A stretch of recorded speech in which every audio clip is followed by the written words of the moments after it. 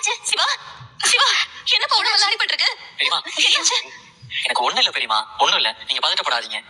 நான் நல்லா தான் இருக்கேன் பெரியமா. உனக்கு எதுவும் இல்ல? என்னையா இவ்வளவு அடிபட்டு வந்திருக்க? ஒண்ணு இல்லன்னு சொல்ற, எப்படிப்பா இதெல்லாம் ஆச்சு? ரோடு கிராஸ் பண்ணும்போது ஒரு வண்டிக்கார வந்து மோதிட்டான் பெரியமா. ஐயோ, வண்டிக்கார மேல தப்பு இல்ல பெரியமா, நான் தான் கவனிக்காம அப்படியே ரோட கிராஸ் பண்ணிட்டேன். என்னையா பாத்து போக மாட்டியா? வா வந்து உட்காரு. என்னக்கா அங்க உன் மகன் அடிபட்டு வந்திருக்கா, நீ கூலா உட்காந்து கீரை ஆஞ்சிட்டு இருக்க.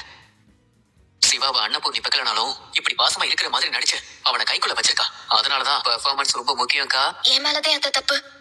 டாக்டர் இப்படி ஆனதுக்கு நான் தான் காரணம். என்னம்மா சொல்ற? அவங்க கிட்ட மல்லிப்பூ வாங்கிட்டு வர சொன்னேன். எனக்காக அவங்க ரோட தாண்டி போய் மல்லிப்பூ வாங்கிட்டு வர போகும்போதுதே இப்படி ஆயிடுச்சு.